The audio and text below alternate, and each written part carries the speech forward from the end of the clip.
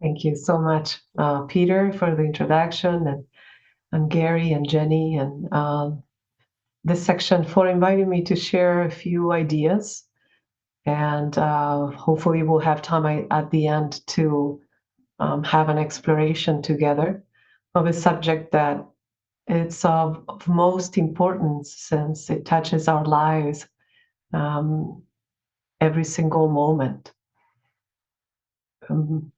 If you have been involved with the Theosophical Society and the Theosophical teachings, you are familiar with the fact that life and reality is a lot more than we can see with our and perceive with our physical senses, and that which we call thoughts and emotions are not just figments of imagination or just aspects of us that are simply passing.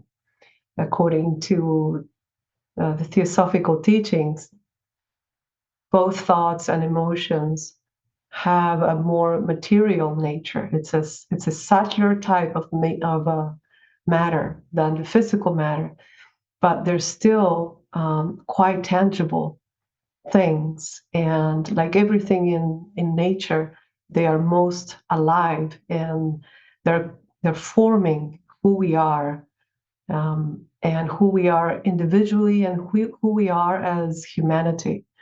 And they're, as a consequence, with every thought and every emotion, we are building our future. So this is a tremendously important subject for us to consider, and also for us to think in terms of how are we going to shift our life, or to witness our life, or to go through our life's experiences from this perspective. So to support the talk today, I will share with you some of the teachings that Theosophy presents about both the nature of the human being and thought and emotion. As much as I've been involved with the society and the teachings, I've seen that we have made a lot of emphasis in the thought process. You know, that when we talk about thought, is the power of thought usually, and I wanted to include thoughts and emotions because they are very much connected. In some ways, we can say they are. They We grow through the experience of both. It's almost impossible to separate them. And as we evolve, not only our thoughts become of a higher nature, our emotions also become of a higher nature. And we can address this process both from thought and from emotion, and also together, thought and emotion together. So let me share with you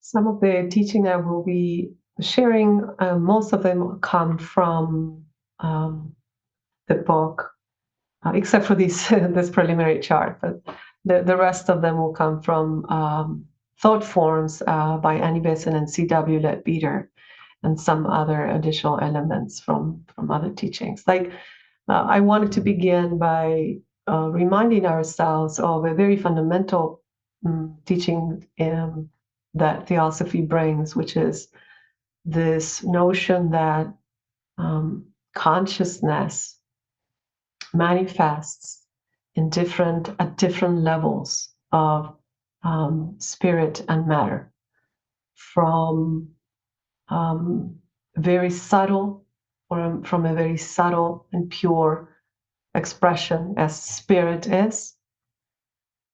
In the manifestation of the universe, that spirit covers itself with denser and denser and denser and denser matter, and forming layers of fields of consciousness and fields of expression until we reach this current experience that we have at the physical level.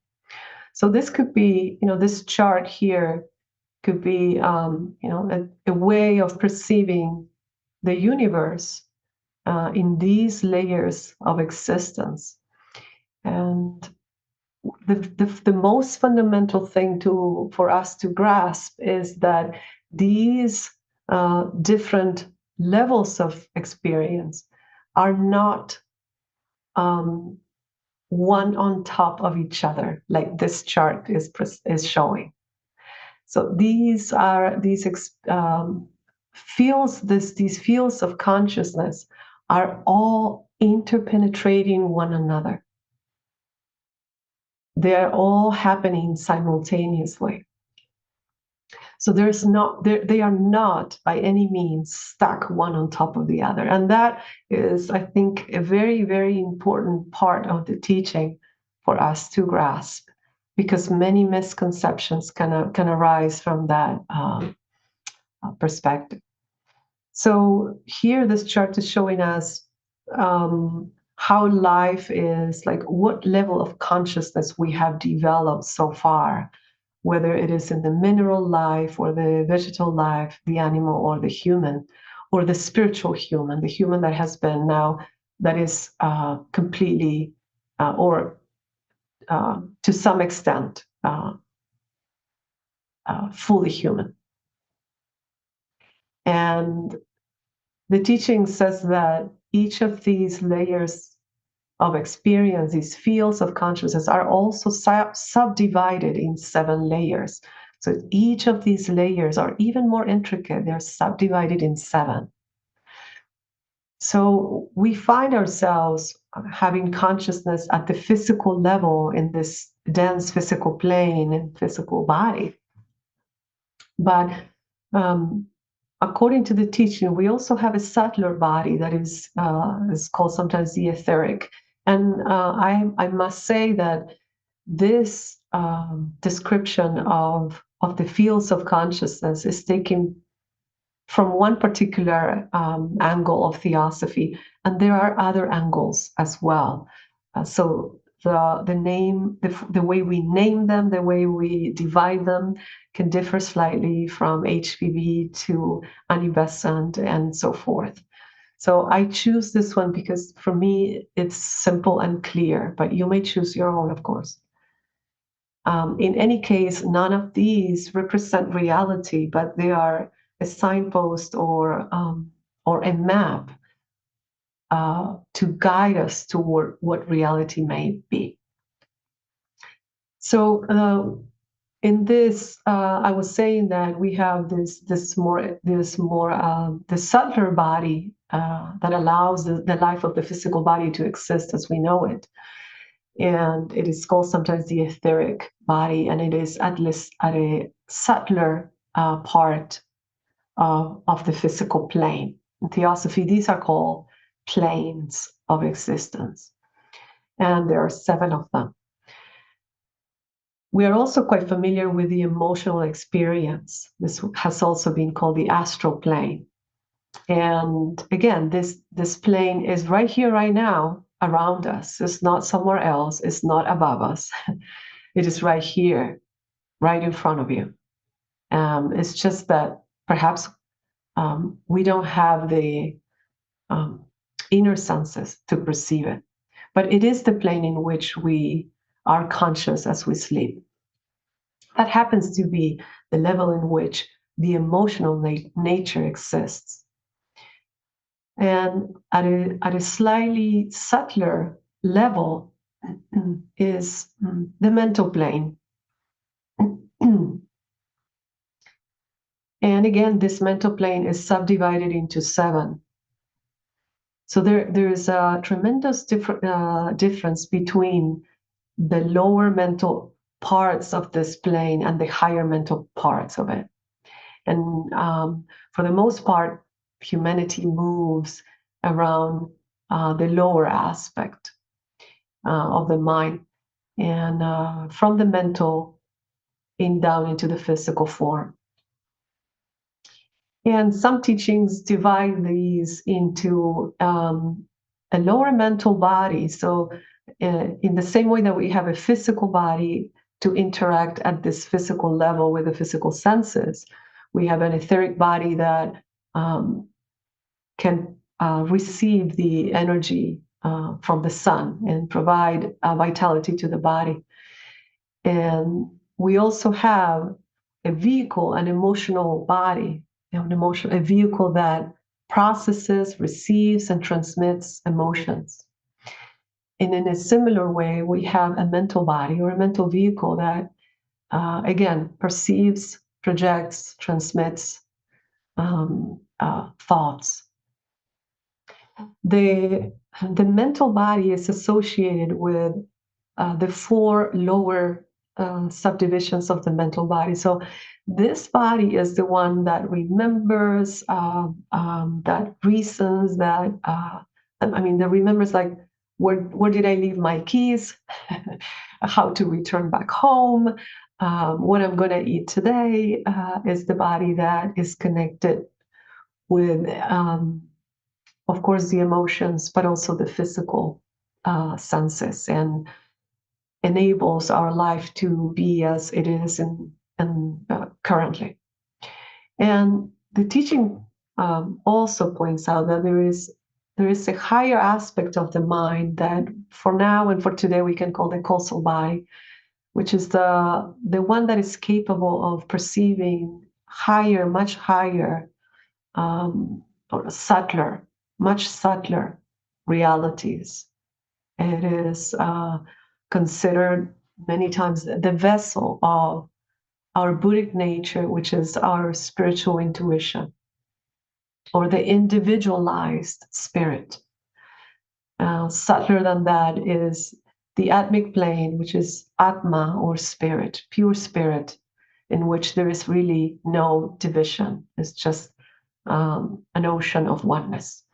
This ocean of oneness becomes individualized through this Buddhic vehicle, and as an individuality then gains this mental, higher mental body, lower mental body, emotional body, etheric body, and physical body.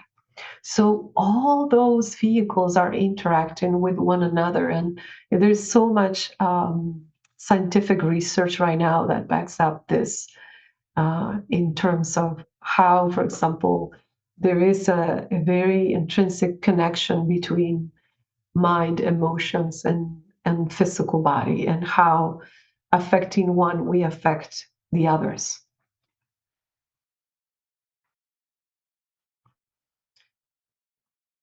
So in this, oops, I moved too fast.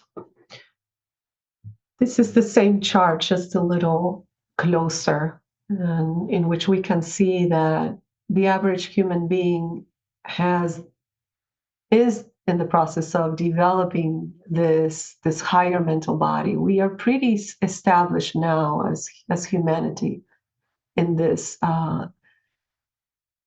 more personal mind that is very much identified with emotions and the senses, creating all types of trouble, becoming very attached to them, and in that way having all sorts of desires and needs, and the need for power, the greed, the I care for myself and not the others, and so on. And there is a very small portion of humanity unfolding this higher mental capacity that is very much related, as we're going to see, with our higher emotional capacity. I want to emphasize again this very intrinsic connection between mind and emotions. And a person who is compassionate and kind and loving cannot have thoughts that go in the opposite direction, and vice versa. The person who thinks in terms of the needs of others and is preoccupied by the stability of the whole and the balance of the whole will not have emotions that are contrary to those thoughts. So, since we're quite familiar and we normally talk about thoughts, I will share with you how, in what way, also through the unfoldment of emotion, we begin to be conscious at this higher mental level, and we begin to have influence, for now, just influence from this higher nature. In Talks on the Path of Occultism, C.W. Leadbeater explains how it is possible for us to not only reach the higher mental levels, to receive the impressions of the Buddhic nature through the mind and the mental process, like studying and reflecting and pushing the boundaries of what the mind can comprehend by spiritual study, for example. But also how we do that through emotions and through the unfoldment of loving and compassionate emotions. He says, through the higher emotions, such as strong affection, devotion, or sympathy, it is possible to awaken the Buddhic principle to a great extent without developing, especially, the intermediate causal body, yet not without affecting it, since all Buddhic development reacts very powerfully on the causal. So we're familiar, as I was saying, we're familiar with the development of a mind that becomes more abstract, more embracing, more inclusive, more understanding, and begins to receive impressions from the spiritual intuition. We also want to make sure that we understand that this emotional body can have, as it aspires toward oneness, can also begin to have a resonance on this Buddhic nature that will have an impression also on the causal body. So just for us to picture that which may not be able to see, there was both Annie Besant and Leadbeater were clairvoyant, and they dedicated part of their lives to the research of how these subtler vibrations are seen, and they asked an artist to draw these for them, and as they observed different individuals. And so picture around yourself this emotional body that, for the average person may look like the image on the left side. In my opinion and experience, which I wouldn't be able to recognize the difference between emotional and mental if we look at the image that we have over here. But apparently for them, this was a distinction that they could see, and that's why they could paint it separately. They could make drawings of the different vehicles. So there's the lower mental body and the higher mental body of the average person. So again, continuing with the emotional aspect that I wanted to bring, Leadbeater says that the method of working of most of our students is to use the higher emotions and work from them upon the Buddhic vesture. And he says, I do not mean that they are yet developing a Buddhic vehicle, which is a very high accomplishment in the spiritual life, in which they can permanently live. That happens much later on in the process of spiritual awakening. He says that would be an eminently desirable thing to do, but it is perhaps beyond the reach of most as yet. But the use of the higher emotions unquestionably evokes vibrations in the Buddhic matter. It stirs up the as yet unformed Buddhic vehicle so that many of its vibrations come down and brood over the person's astral body. Thus, one may gain a considerable amount of influence from that plane before the vehicle is at all fully developed.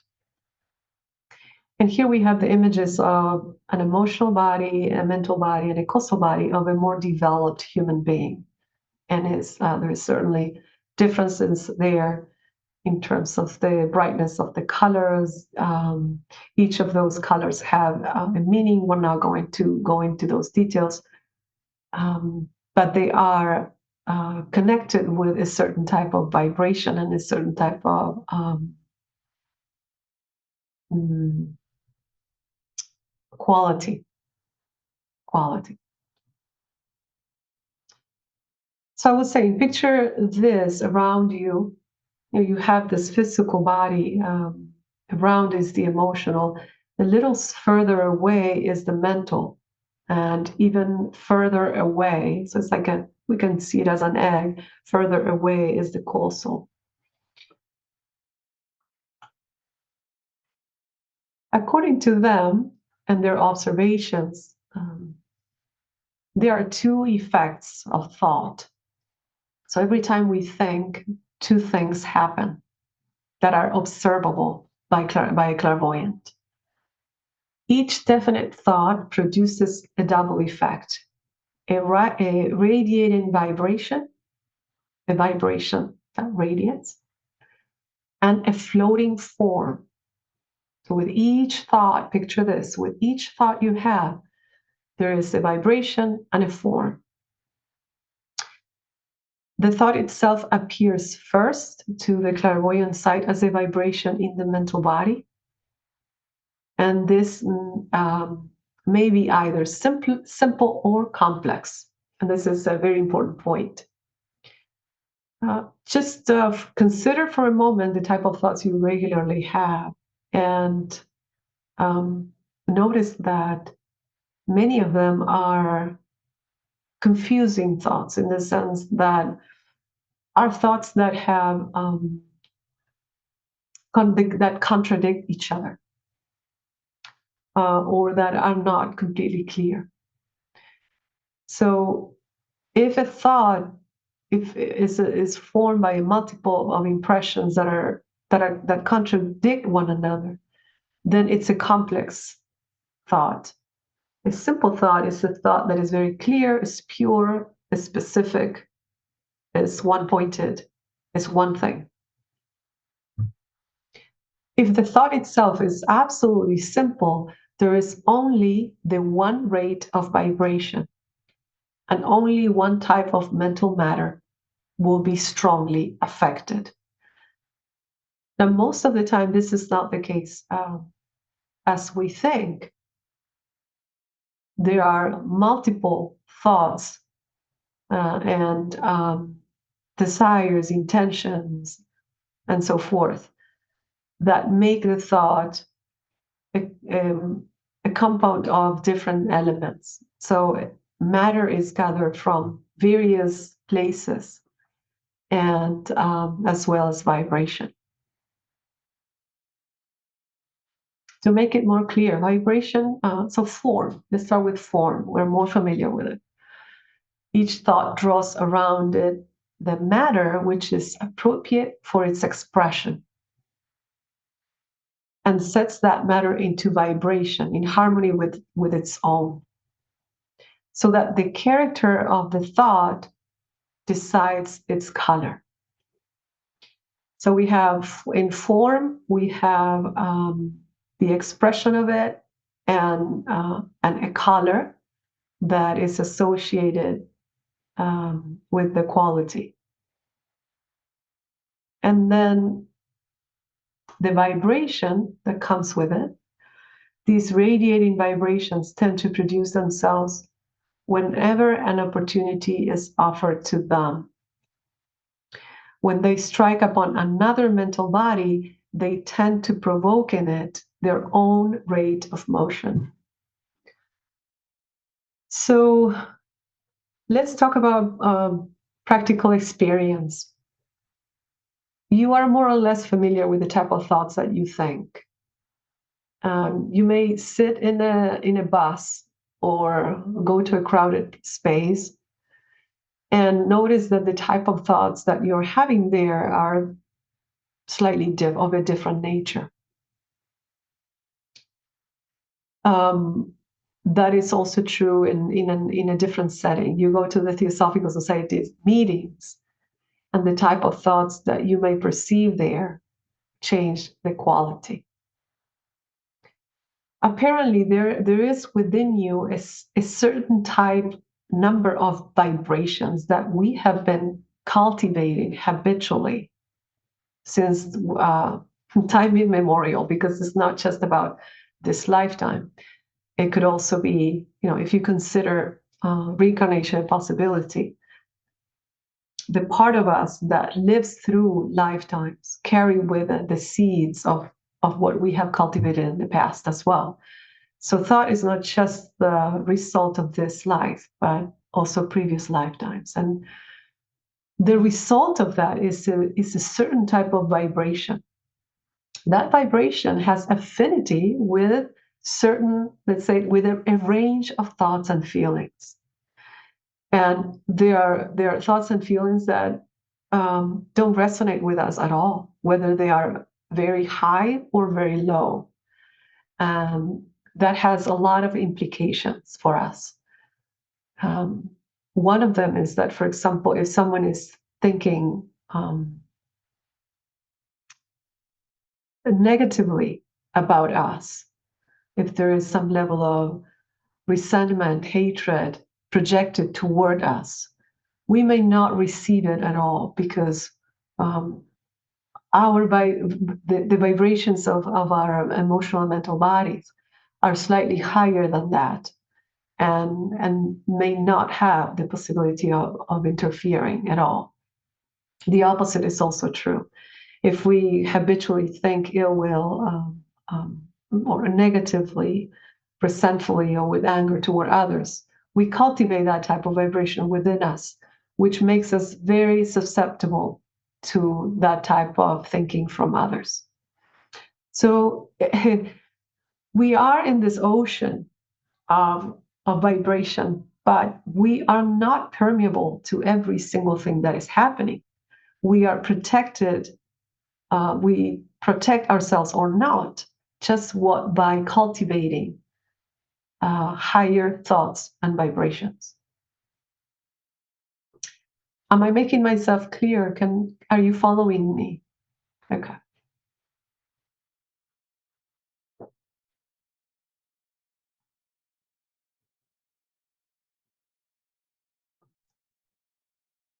So these energies are being exist and are being they have their own life as well. It's not that they happen and dissolve. If you look around, everything in nature is trying to live. Even the little plant that comes through the cement in the road. And so is true for subtler matter and subtler energy. Everything is trying to live. So these vibrations have a life of their own. There is a concept in Theosophy that talks about elemental life. And this is a life. These are called elementals, and apparently they grow and feel connected to a certain type of thoughts that are in tune with their level of being. And so these thoughts and emotions take a much prominent position. And that's why, for example, it is so hard to change a thought or emotional pattern. Because it's not only that, we think of something and it may be around us. It is much more than that. It takes almost like a life of its own. In the same way that, we have a physical body that works on its own completely. It has a tremendous intelligence. We are able to live just by following the prompting of breathing and of being hungry, and eating. The rest is done, pretty much everything is done by the physical body. So think about that intelligence in the other vehicles as well.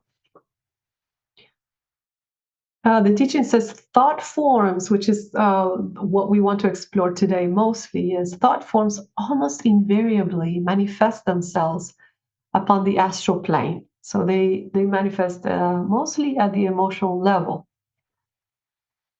as the vast majority of them are expressions of feeling as well as thought. Those of which we here give. So right now, in the next slides, we're going to see images of these thought forms.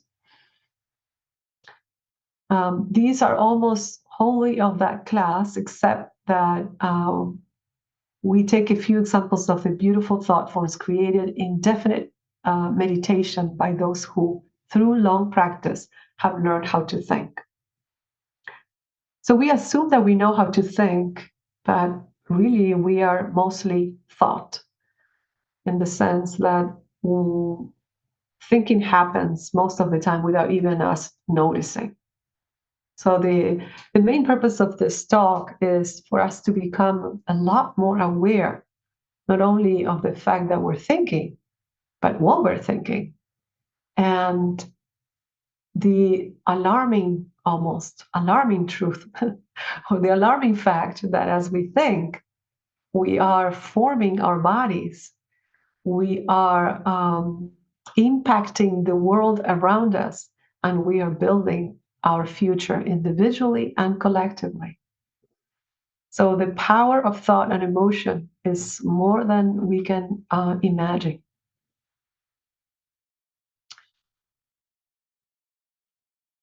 In that sense, they say it is evident that every person who thinks along high lines is doing missionary work, even though they may be entirely unconscious of it.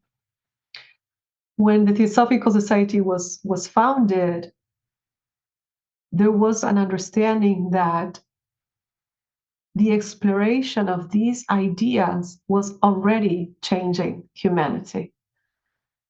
The exploration of that which transcends the materialistic mind or the superstitious mind, the exploration of what may be considered the truths of the reality in which we live, were thoughts of a higher vibration that were going to affect humanity, whether humanity is conscious of that or not. And that is not only, of course, true for the Theosophical Society, but for any organization that works in these lines.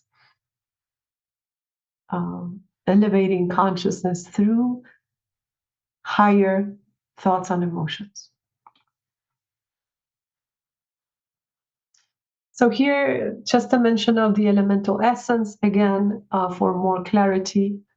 The students of the occult are acquainted with the idea of the elemental essence, that strange, half-intelligent life which surrounds us in all directions, vivifying the matter of the mental and astral planes, of the mental and emotional planes. This matter, thus animated, responds very readily to the influence of human thought, and every impulse sent out, either from the mental body or from the astral body, immediately clothes itself in a temporary vehicle of this vitalized matter. Such a thought or impulse becomes for the time a kind of living creature, the thought force being the soul, and the vivified matter, the body. So let's pause here for a second and consider a question for each one of us.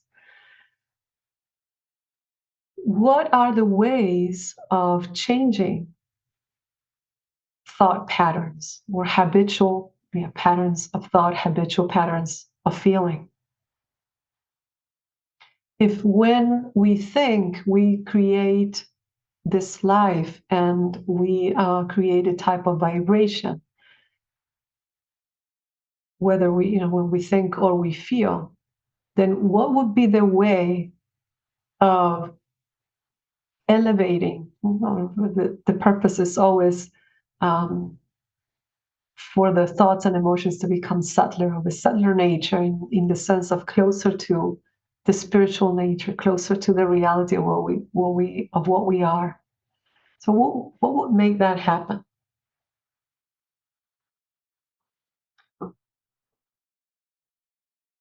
And here we can also, there was a quote that said, "Those who have learned how to think," and we think we know how to think, but do we?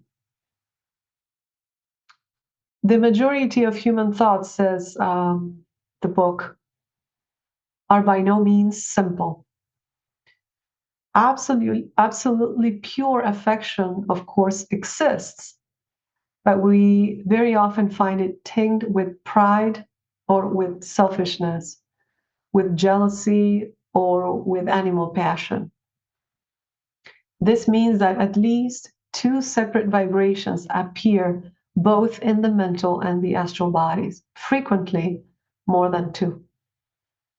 So when we think or feel, our thoughts and emotions are very much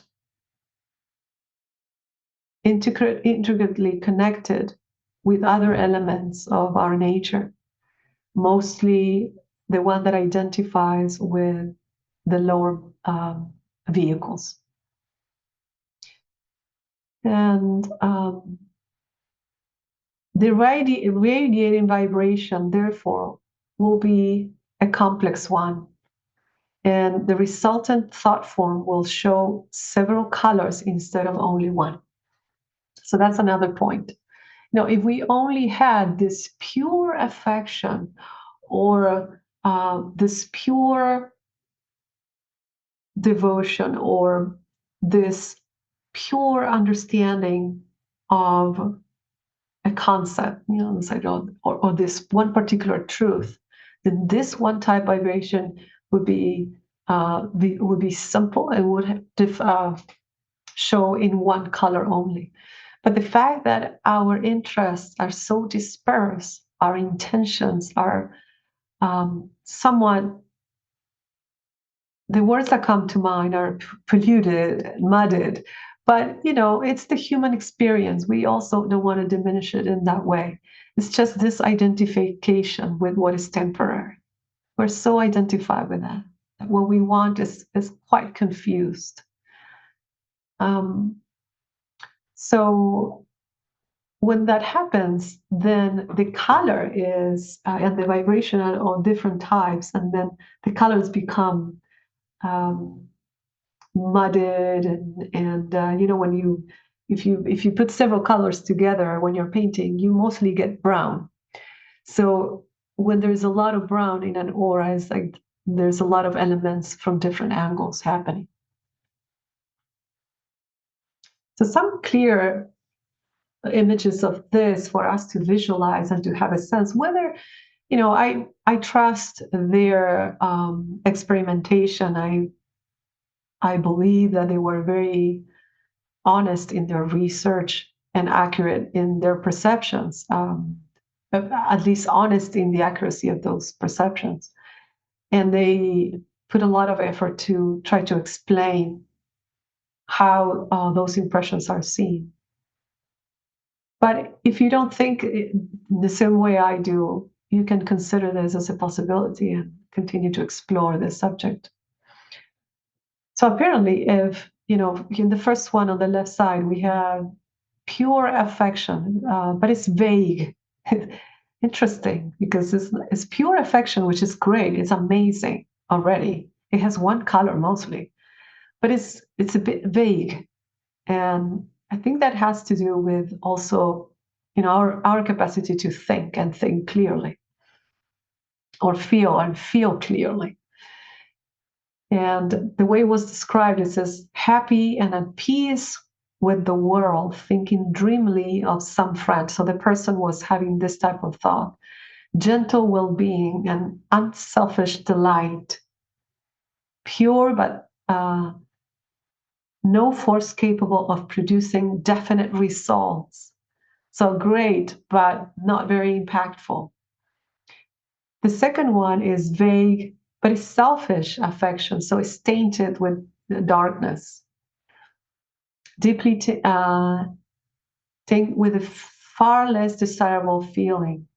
Dull, hard brown gray of selfishness shows itself among the carmine of love connected with desire to possess. So this is affection with possession, the desire to possess, which is already of a different nature. And I find this so important for us to consider, right? Because as a self-reflection exercise, we can begin to think, well, what kind of affection am I experiencing daily? What are my intentions really? Do I seek the return of that? Am I loving because I'm being loved, or because of what I obtain from this friendship or whatever that is? And our that is really our reality. And there is a response, there is a karmic response for every thought and every feeling, as well as for every action. So think of it in that way. Radiating affection. This is a pure, unselfish thought or feeling of a mother. It's effective and capable of achieving result. This empathic intention with unhesitating action.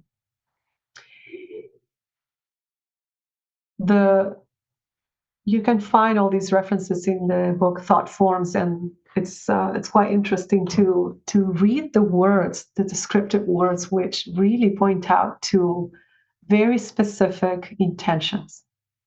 So it's effective and capable of achieving results.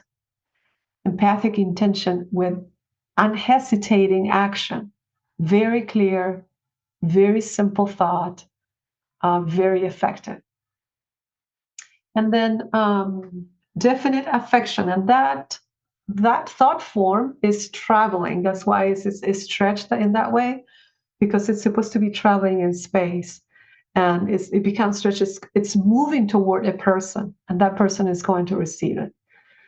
After leaving the astral body of its author on its way toward its goal, rapid forward motion, evolved person.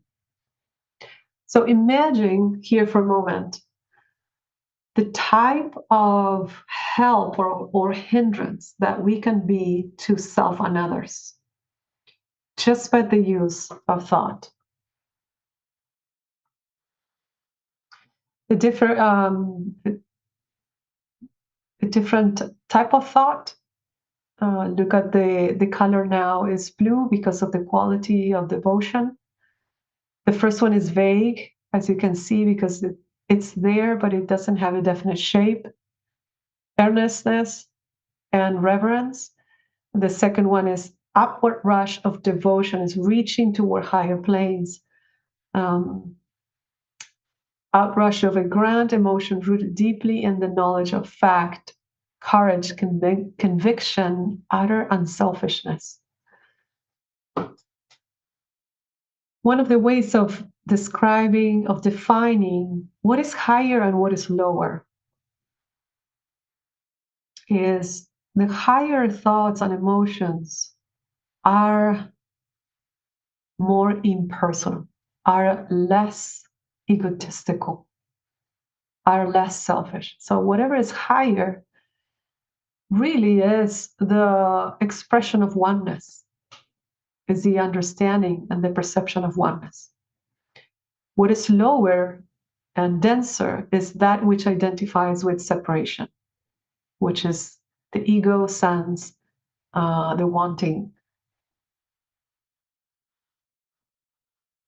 and whatever comes with that.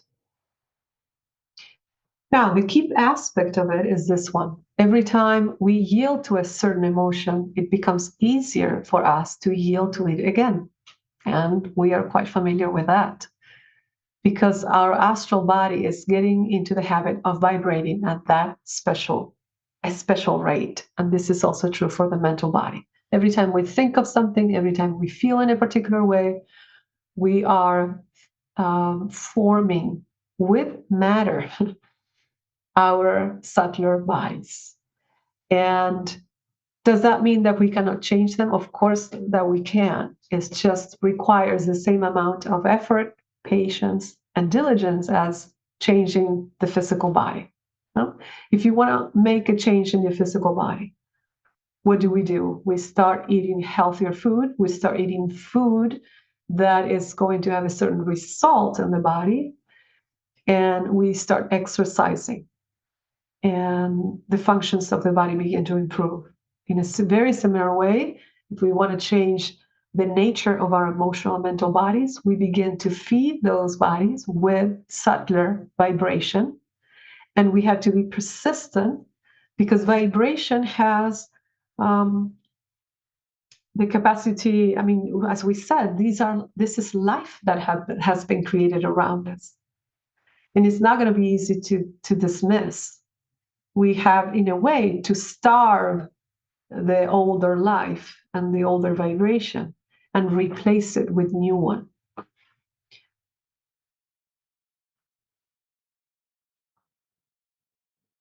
A few other thoughts. A thought of love and desire to protect, directed strongly towards someone beloved, to some beloved object, creates a form which goes to the person thought of and remains in their aura as a shield, as a shielding and protecting agent.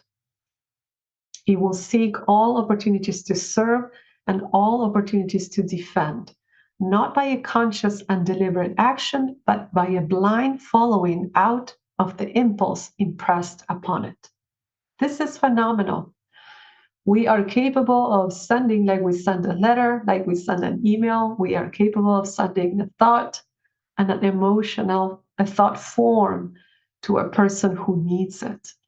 And according to Kurt Leland, who was a member of the Theosophical Society in the US, who has some clairvoyant ability, he says that the best way to do this is to make a very clear thought within ourselves of the most loving, most healing, most protective nature, and lovingly and not intrusively send it to the person and leave it there in their aura as a present, as one would leave a present under the Christmas tree.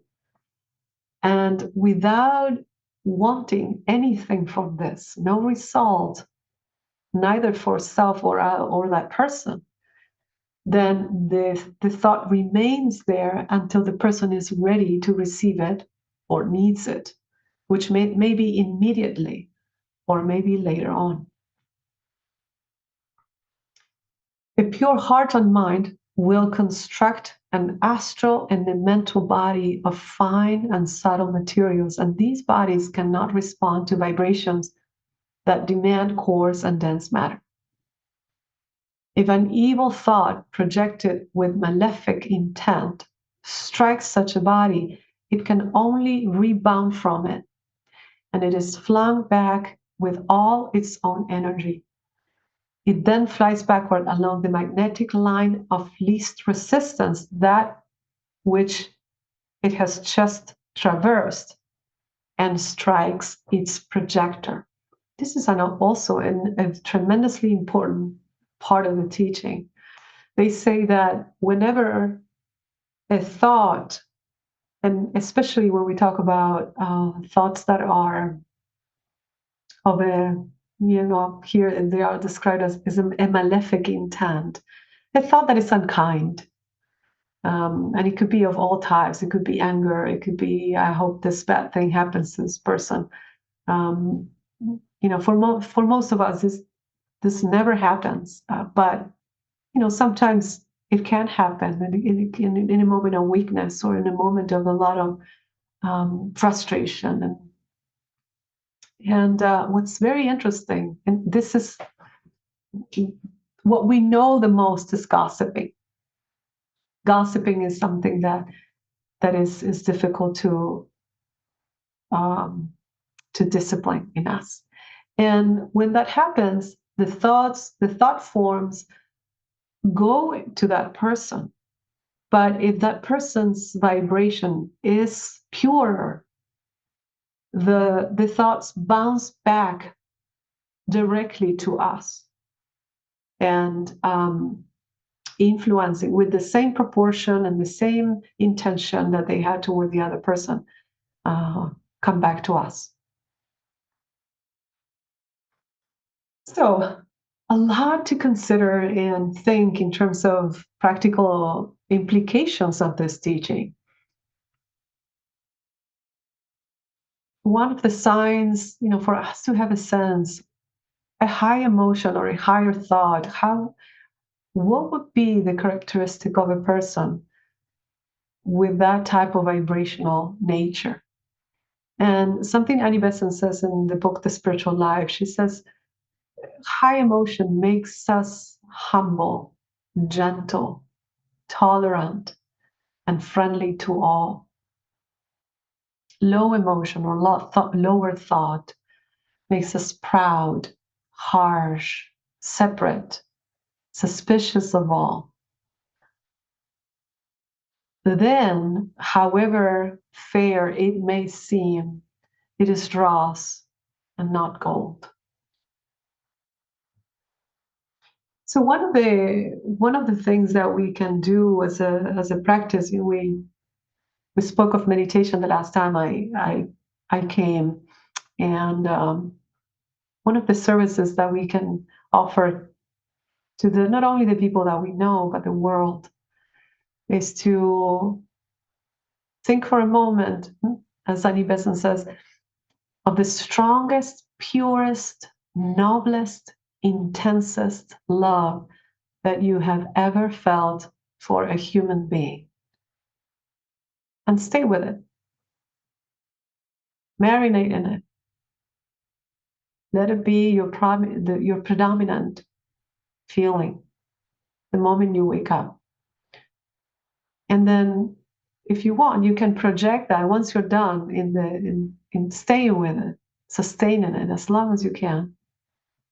Then we can project it consciously into a group of people, into a nation, into a person, and so on.